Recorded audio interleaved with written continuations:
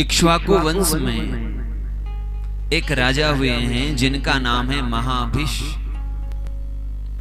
इन्होंने 1000 अश्वमेध यज्ञ किए और स्वर्ग लोक की इन्हें प्राप्ति हुई। इंद्र इनके मित्र बन गए। एक बार महाराज महाभिष ब्रह्मलोक में गए।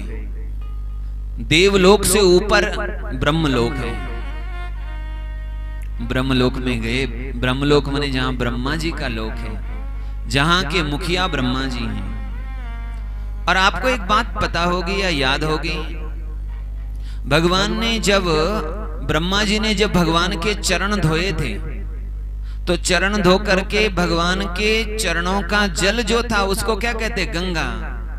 चरणों से निकली है गंगा तुम्हारी, जिसने सारी दुनिया तारी। वह गंगा जी भी कहां रहती है? ब्रह्मलोक में। अब एक तो गंगा जी का जल गंगा है और दूसरा गंगा जी का स्वरूप भी है। गंगा जी जल के रूप में भी हैं और गंगा जी साक्षात देवी के रूप में भी हैं। तभी क्या कहते हैं? मानो तुम्हें गंगा माए, न मानो तो बहता पानी। मानो तुम्हें गंगा माए, न मानो तो बहता पानी। वो बहते हुए जल के रूप में भी हैं और साक्षात देवी के रूप में भी हैं। और वह देवी रहती कहां है? गंगा देवी ब्रह्मलोक में।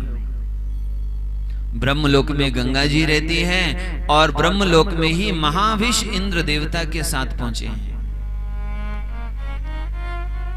महाभिष ने जैसे ही गंगा जी को देखा और गंगा जी ने महाभिष को देखा, तो एक दूसरे को देख करके इन दोनों को लगा कि यह मेरी पत्नी होती और ये मेरे पति होते तो कितना अच्छा रहता। याद रखना, गंगा जी की और यमुना जी की तुलना मत करना। जिन यमुना जी को आप लोग क्या कहते हो? गार्ड। क्या बोलते हैं? हाँ, वो गंगा जी, वो यमुना जी कौन है? साक्षात भगवान की अर्धांगिनी है। उनकी तुलना गंगा जी से नहीं हो सकती। और गंगा जी कौन है? भगवान के चरणों से निकली हुई भगवान की सेविका है। यमुना जी स्वामिनी है और गंगा जी सेविका है। यमुना जी का विवाह भगवान श्री कृष्ण से हुआ और गंगा जी का विवाह किन से हुआ? महाराज शंतनु से। इन दोनों को, महाभिष को और गंगा जी को लगा कि हम एक दूसरे के पति पत्नी होते तो अच्छा रहता। ब्रह्मा जी ने देखा, अरे ब्रह्मलोक में दिव्य भाव रहता है और यहाँ पे आप दोनों के मन में यदि ये भाव आया है तो आप लोगों की कामना जरूर पूरी होगी। दोनों के दोनों मनुष्य लोक में चले जाओ। मर्त्य लोकेषु भूपाल जन्म प्राप्य पुनर्दिवम। आप दोनों के दोनों भी मर्त्य लोक में जन्म लोगे। गंगा जी को भी जन्म लेना पड़ेगा और महाभिष राजा को भी जन्म लेना पड़ेगा। ये गंगा जी पृथ्वी लोक में आई और महाराज जो महाभिष हैं उन्होंने महाराज शंतनु के रूप में जन्म लिया। और महाराज शंतनु और गंगा जी का विवाह हुआ। कैसे हुआ? ये जब प्रश्न हुआ तो उसके संबंध में प्रसंग फिर बन रहा है। बात ऐसी है कि एक बार अष्टवसु, आप लोगों ने नाम सुना हो, अष्टवसु होते हैं, पूजा में भी उनका स्थान लगता है। अष्टवसुओं में एक बार भ्रमण कर रहे थे, विहार कर रहे थे। उनमें एक वसु है देव नाम की। एक बार वह अपनी पत्नी के साथ विहार कर रहे थे और उनकी चलते चलते भ्रमण करते करते वो वशिष्ठ आश्रम में पहुंच गए। दूर से वशिष्ठ आश्रम की कुटिया के बाहर दर्शन हुए नंदिनी गाय के, गौ माता के। बोलिए गौ माता की। गौ माता के दर्शन हुए। और इतनी सुंदर वह नंदिनी गौ माता। देव वसु की पत्नी ने कहा, महाराज ये इतनी सुंदर गाय कौन सी है, किनकी है, कैसी है? तो देव ने कहा, देवी तुम इन गाय को साधारण मत समझो, ये नंदिनी गाय है। इसकी विशेषता यह है कि जो इनका दूध पी लेते हैं उनका तेज कभी भंग नहीं होता, उनका यौवन कभी नष्ट नहीं होता, वो उनका तेज सदा बना रहता है, ब्रह्म तेज उनमें रहता है, उनका तारुण्य बना रहता है, उन्हें कभी शोक नहीं होता। ऐसे इन नंदिनी गाय के दुग्ध का प्रभाव है। तो उनके मन में आया देव नाम के वसु की पत्नी के कि ये नंदिनी गाय महाराज मुझे मिल जाती तो मेरी एक सखी है राजकुमारी, उनको दे देती। क्या मन में आया कि ये गाय मुझे मिल जाती तो मैं अपने सखी को भेंट करती। अपने पति से देव से कहा, महाराज इस गाय को मुझे दिला दो। नहीं, ऐसे कैसे मिलेगी, ये तो ऋषि वशिष्ठ की गाय है। अब आपको पता है माताएं हट कर लेती हैं तो फिर क्या होता है। 3 हट शास्त्रों में कही गई है, बाल हट कही गई है, योग हट कही गई है, योगियों की हट, और तीसरी हट आप जानते ही हैं। एक बार किसी चीज पर कह दिया कि ये चाहिए तो वो चाहिए, तुम कैसे भी लाओ वो तुम्हारा काम है, मुझे ये चाहिए। देव ने कहा ऐसे तो मिलेगी नहीं, ये तो चुरा के ले जानी पड़ेगी, तो जो भी करना है वो करो। और नंदिनी गाय को चुरा करके देव नाम के वसु ले गए। वशिष्ठ जी आए, देखते रह गए, आश्रम में गौ माता नहीं है, इधर उधर ढूंढे, वन में गए, जब उन्होंने ध्यान लगा करके देखा वसु ले गए तो अष्ट वसुओं को श्राप दे दिया, जाओ तुम 8 के 8 वसु मनुष्य बनोगे। वसुओं को पता चलेगा पाप किसी एक ने किया, पता चला और श्राप सबको मिल गया। ऐसे ही होता है, कहते एक मछली सारे तालाब को गंदी कर देती है। एक वसु ने चोरी की थी और दंड किसको मिल गया? अष्ट वसुओं को। वशिष्ठ ऋषि के आश्रम में गए, प्रणाम करके कहा महाराज क्षमा करो, आपने श्राप सबको दे दिया, चोरी एक ने की थी। वशिष्ठ ऋषि ने कहा यदि ऐसी बात है तो मैं 7 जो आप लोग वसु है, क्योंकि ब्रह्मवाणी मिथ्या नहीं हो सकती, आप 7 के साथ जन्म लेकर के तुरंत ही शरीर छोड़ दोगे, केवल जन्म लेना है। लेकिन ये जो 8वें हैं देव नाम के वसु, ये जन्म लेकर के भी बहुत समय तक भूलोक में रहेंगे। ये देव नाम के वसु ही जन्म लेकर के, गंगा पुत्र के जन्म लेकर के महाराज देवव्रत हुए, जिनको ही आगे विश्व पितामह कहते हैं। कैसे जन्म होगा, कहां जन्म होगा? तो वशिष्ठ ऋषि ने कहा आप लोग गंगा जी के पास जाओ। गंगा जी भी को भी श्राप लगा है, उनका विवाह शंतनु ऋषि से होने वाला है, आप लोग वहां जाओ। अष्टवसु गंगा जी के पास गए, माता आप ही हमारी मां बनो, हम आपसे ही जन्म लेंगे।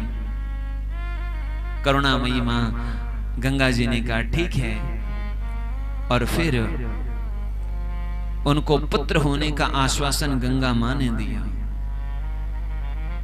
इस प्रकार मां गंगा के अवतरण की कथा। उधर एक राजा हुए महाराज प्रतीप, प्रतीप के पुत्र ही महाराज शंतनु हुए। शंतनु महाराज धीरे धीरे बड़े हुए और राजगद्दी पर जब बैठे, इनको शिकार खेलने का बड़ा शौक था। एक दिन गंगा जी के किनारे शिकार खेलने के लिए गए, गंगा जी के किनारे देखा एक सर्वांग सुंदरी कन्या। उनको देख करके उनको ऐसा लगा कि इनसे बात की जाए। निकट गए, पूछा देवी आप कौन हैं, आपका नाम क्या है, पता क्या है, और आपकी शादी हुई या नहीं हुई? शंतनु महाराज को गंगा जी ने कहा मैं जानती हूं आप कौन हैं। जानामि त्वाम नृपश्रेष्ठ प्रतीपतनयम शुभम।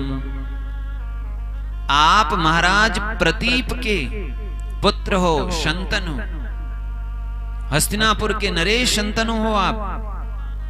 और ये भी मैं जानती हूं कि आप पत्नी की कामना कर रहे हो। आपको पत्नी की कामना है, मुझे पति की कामना है। आपके जैसा पति यदि मुझे मिल जाएगा तो कौन कन्या होगी जो आपको न चाहेगी? दोनों में सहमति बनी और इस प्रकार गंगा जी का और शंतनु का विवाह हुआ।